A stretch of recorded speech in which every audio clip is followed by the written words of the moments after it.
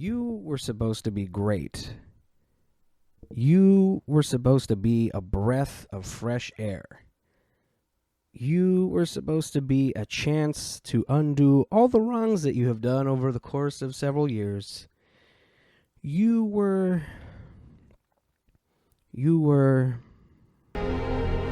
chosen one! It was said that you would destroy this Sith, not join them! Bring balance to the Force, not leave it in darkness! Hello everybody, my name is Benjamin. Thanks for clicking on this video. I want to talk about Disenchantment on Netflix. First and foremost, spoilers. Spoilers for Season 1, Season 2, Season 3, or parts as they're called on Netflix. Spoilers. Now, Season 1 of Disenchantment was great. Unfortunately, I don't think I'll do a review for that because it's so old, but it was really good, in my opinion. It was a modern-day version of The Simpsons humor that we've all come to love, and quite frankly, I think it stuck the landing. And then Season 2 dropped, and it wasn't as funny as the first season, but it's still pretty good, and it was kind of starting to build this world. You know, there was we found out the Queen was alive, and that she betrayed everybody. We found out that there was a whole nother world out there that they believed in science, and, there was all these, the world started to form, which was good. This is good for a show like this. But then Season 3 showed up. Have some compassion and respect here. This poor woman is nervous. She's shaking, she's sweating. This is the first time she's ever been killed. Give her a break, okay? She's talking about herself. Season 3 part 3, is such a disappointment because, number one, it wasn't nearly as funny. I found myself laughing pretty consistently for like the first half, but then probably around the 5th episode, 6th episode, I think I maybe laughed once an episode, if that. And then after completing part 3, it dawned on me that it's literally the same. It is a repackaging of part 2, but they used a different box, different wrapping paper, and a different bow, hoping that you wouldn't notice that the contents were still the same. At the end of Season 2, Bean finds herself reunited with her mother. That's where it ends. They burned her at the stakes. She fell through a secret hole in the middle of the courtyard. Her mother was waiting for her. Alright, cool. During Season 2, Elfo died. Or he died at the end of Season 1, I believe, and they were trying to get him back. We are a team. I always thought so. Really? And then the king goes missing, he was shot. That's what happened. The king was shot, and he was kind of taken out of commission, and then there was kind of this power vacuum for the throne. All these things take place in Season 2. Elfo's death is in Season 1. So get this. Again, spoilers. Here's Season 3. Bean doesn't get along with her mom. She doesn't like the scams and the things that she's doing. She tries to get away. The king is getting better from his wound from Season 2. The people in the castle who are trying to take over try to remove him. They bury him alive. He goes insane and therefore is irrelevant to the story and cannot rule or do his job. In a moment of sacrifice, trying to be a hero, Lucy, the little demon character, he dies. Apparently demons can die via decapitation in this world. Decapitation!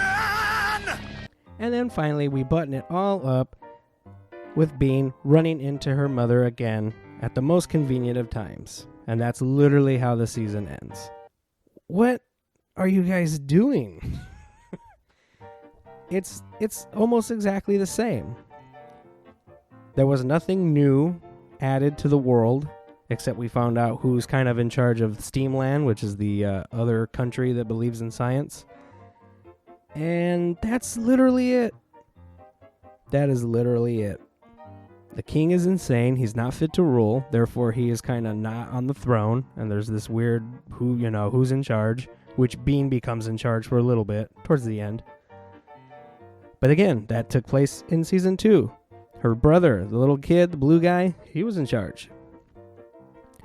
And Alpha died, and then they brought him back. Now Lucy's dead. They're probably going to bring him back. Which they better, because he's arguably the funniest character on the show. So I say do it. Do it! Do it, do it, do it! And it's just so disappointing that this was supposed to be, well, in my opinion, it was kind of like a soft reboot-ish of The Simpsons. Kind of, sort of, not really. But basically, it was a chance for the creators to make The Simpsons show that they wanted to. And again, it started so strong. The first season was so good. I had high hopes. I was like, yes, this is going to be great. You know, it's going to be like another Futurama, which a lot of people praise. Futurama is really good, which is another show that the same creator made. And I just can't help but wonder, you know, is this season 4, part 4, what are they going to do? Are they just going to repackage the same stuff again? So instead of being 100% negative, I'm going to offer my idea or a suggestion off the freak chance that one of the 20 people who watch this is the creator of the show. I know all about you, Tia Beanie. But I didn't tell you my name. Well, it's a long story. Here's what you got to do, guy. If you're watching this, if I was the creator, I would do one of two things. If Netflix only renews it for one more season, let's button up all the loose ends. Let's find out what the Queen's really been up to, what her ultimate goal is, what this prophecy is, the picture of Bean holding the skull and the knife and all that stuff. Let's get to the bottom of that. Let's see the king brought back to his sanity and be restored, you know, in some facet. Maybe he can find, a woman like he did in season 2, but it turned out to be a bear. So, She's a bear!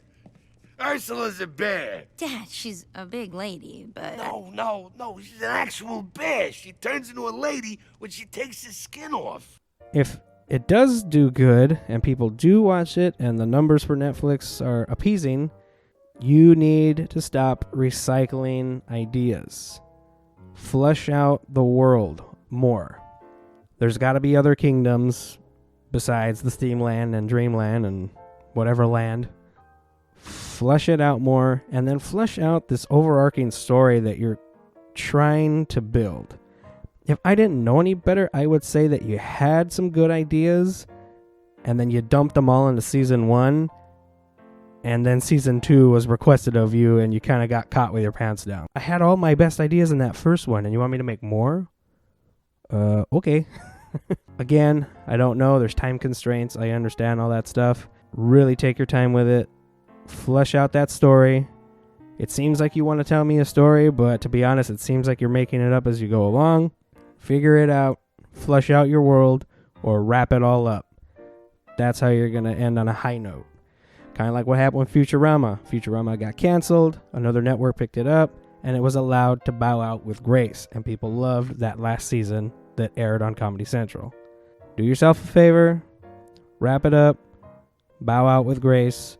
Or if you're on a contract for multiple seasons, flush out the story. Do not recycle stuff. Anyway, that was my take on Disenchantment Season 3. Let me know what you think of the show as a whole. Do you think I'm right? Do you also feel like you were fed the same exact food from yesterday but told it was something new? I know I did.